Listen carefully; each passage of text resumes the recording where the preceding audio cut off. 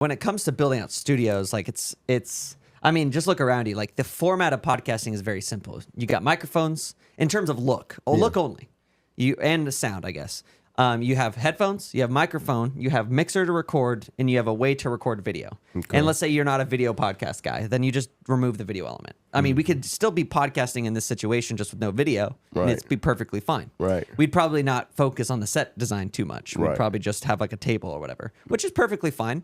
But I think people now, and it's something that I've practiced at Sticky Paws and all the other studios, is that you need social media content to promote your podcast. Podcasting discovery, to ask somebody, hey, can you listen to my podcast? Two things go through your head. One, holy shit, I have to listen to an hour-long podcast that I might hate. Yeah. So it's like, movies had that problem all the time. Okay. Like, so when movies had this problem, how do you get people to watch a 2-hour-long film? You make a trailer, right? You make a trailer that's super provocative or, very interesting. So the trailer to a podcast could be something that's really like tightly edited and punchy or whatever, or it could just be a 1-minute portion of a conversation that was just really intriguing. And so now the only way to produce that, so back in the day before video was a standard for podcasting, people were just putting an image of their logo and like sound playing over it. But when you're scrolling on social media, like you're not going to be attracted to an image that has a waveform just like bouncing up and down. You have to, even then, getting people to listen to that 1-minute clip that's just like, it's almost impossible. So even if you didn't want to do video, you would have to have some sort of visual aspect to the promotion of a podcast. And if you ask me, hey, I want to make a podcast, I'm like, great, cool.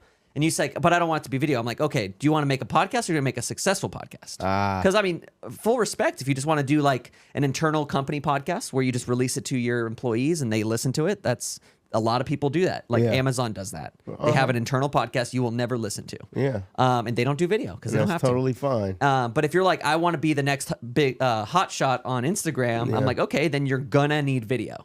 So those are the minimum requirements. You got microphones, you got cameras because you need it, and then it's like, as you notice, like we have a person switching live right now. So then you start thinking about the cost of production because like if you know anything, if anyone's ever hired a videographer, it's expensive. Like that videographer is going to charge you $200, $300, $400 to edit a video. And then is it because they're overcharging, or is it because... Well, it just depends on like their experience level and how much it costs to edit and how many other clients they have. And the availability. I don't know in North Carolina what it's like out here. So there might be fewer, videographers. So in your head or in the client's head, I would ask like, how much time do you want to spend on releasing an episode? If you're a betting podcast, you need to get that content out tomorrow or by tonight. No, screw it. You need to live stream it because it's so relevant. It's so relevant because people are betting on sports or betting on horses or betting on whatever. So something like a live cut situation saves hours and hours of post-production time. So instead of having to go into the editing room with 5 different camera angles and have somebody, after you record the hour-long video, to then recut it, to then delay 5, 6, or a whole 24 hours to release. It's all done in the moment. The only thing you have to do to the podcast is add an intro, add an outro. That takes 20 minutes. You can have this episode released 30 minutes after recording. So that's valuable. So then these are just solutions. And so what I've done with your studio, because when you walked into ours, we had those solutions in place. So all of these cameras are connected to a switcher that's being switched live. It's that is connected to a mixer, like an audio mixer that syncs audio and video automatically. So there's nothing else that needs to be done. And then that's it. So you're ready to, you can in theory just upload that to YouTube and that's good. The one thing you will have to take time, obviously, is like cutting the clips for social media, which is something that I can consult and help you with and put like later, but that's not, you can't really do that live in the situation. But because of all these conveniences, if you're trying to save money on the back end, you got to spend more money on the front end. Like we experience like all that extra technology and all those reasons for that technology is predicated on the fact that you need to get it out now. But if you're like, hey, I just wanted to buy 5 cameras, press record on each of them, record, get in and out, like, and save yourself the hassle and training an engineer to switch cameras live, then that's a easier way to do it. But it takes a longer time. It's just kind of like, the triangle where it's like time, money, what what is it? Time, money, energy, or something. I don't know the third one, but yeah. But it's like, so it's basically, you can only have two of those, right? Either it's budget friendly, but you have to spend a lot of energy doing it. That's the lack of switching. Like you have a lot of money, which kind of gives you the infrastructure, but then like you have no time or whatever. I don't know.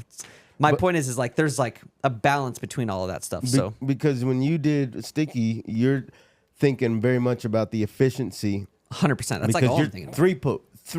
Throughput is very important because you are obviously a studio where customers can come in and actually buy studio time. Correct. It actually didn't start that way though.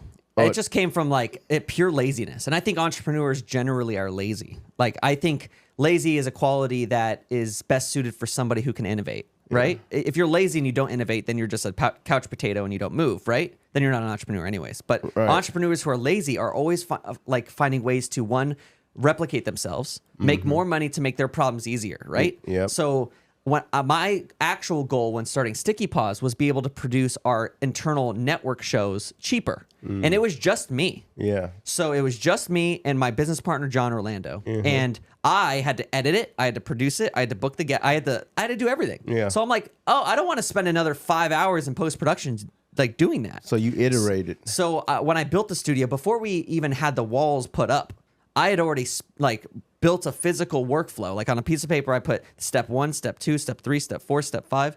And it was all predicated on cutting the entire show, intro, outro, lower thirds, graphics, music, all during the production so that I can export that. As soon as I press like stop on the recorder, I can just click and drag that to YouTube and I'm done. And at that time, I didn't even do clips. Like the clips were like basic. Like they weren't vertical with captions that didn't exist back then. Right. But like, so that was like my efficiency. And then I realized it had value because people were coming to me and they're like, wait, it's how much? Wait, you only spend this much time? Whoa, it looks this good? So I just built something and I had no idea its value. It had value to me. How long ago did you start it? March in 2021. 2021. Wow. So just out of COVID, I had been interning at a studio, which I'd already been developing some of this workflow. But I was an intern, and frankly, they worked me pretty hard to the bone for like very little money. Very, very little money. Yeah. And as I was quitting that place, that my now business partner was a podcaster there and said like, wait, you're leaving? Like, I'm going to leave if you leave. I don't want to be here without you. Right. Because I was their podcasting division at that studio. Like, but I was basically an intern getting paid gas money to get to the studio. Right. And so whenever he's like, well, then let's do it over here. I'm like, great. I need this much money. And then he's like, okay.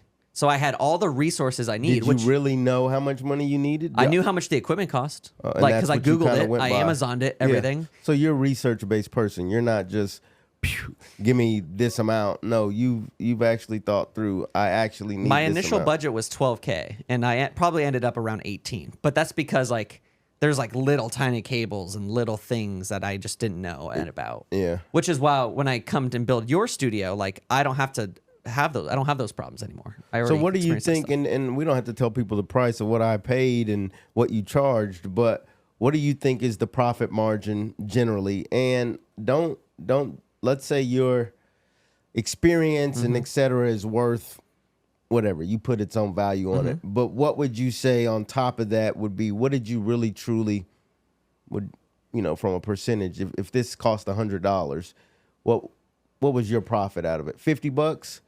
25? I would just do it a percentage, because the equipment costs whatever. Is whatever it costs. Because like the thing about this type of technology is that the equipment can be really expensive. Like you're going to pay more for the equipment than for my services. Yeah. Just because it's just expensive. Right.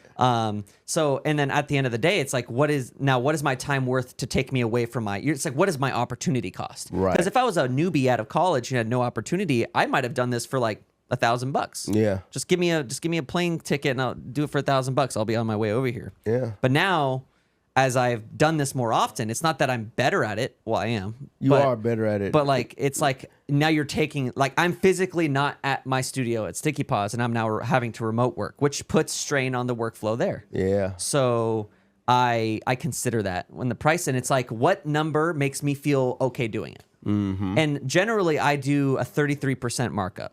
Okay.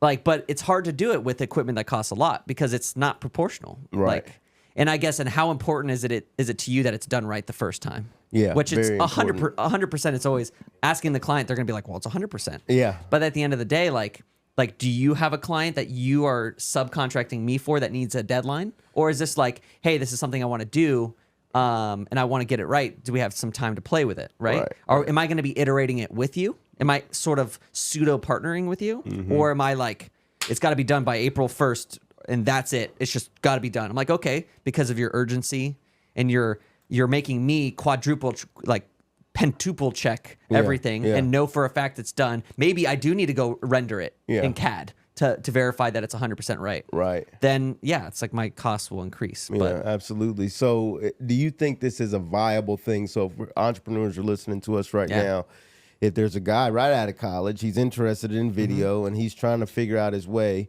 is building studios for people, do you think that would be a fantastic... 100%. It seems, I don't know that there are a lot. I don't know if you can get on Thumbtack. Yeah. Well, I don't know. I don't know about how many customers are looking for it, but I also maybe not that many, at least right now, because I didn't do a ton of research. But if you weren't able to come, I don't know how long it would have took me to find somebody else. I know of one other person at least that I could have. That I got a sort of pseudo quote from, and they were similarly priced. Interesting. Similarly priced. Let's say 4 to 5 figures at least. They were similarly priced, but other than that, it's like you almost have to know a guy to do podcast build outs and studios. And or you're like going to be going to like a studio recording build out guy who like builds like Atlanta recording studios for Wiz Khalifa. Then you're paying 6 figures. Yeah. And like, you don't want that. Like I will not, I'm incapable. I will say I'm incapable. I won't say incapable. I would have to do a lot of research to make an Atlanta Wiz Khalifa music recording studio, right? Just because like that's just not my niche. There's a lot of problems I haven't encountered that I need that. Like there's very little sound treating in here, but the audio sounds good, right? Yeah. The audio sounds great.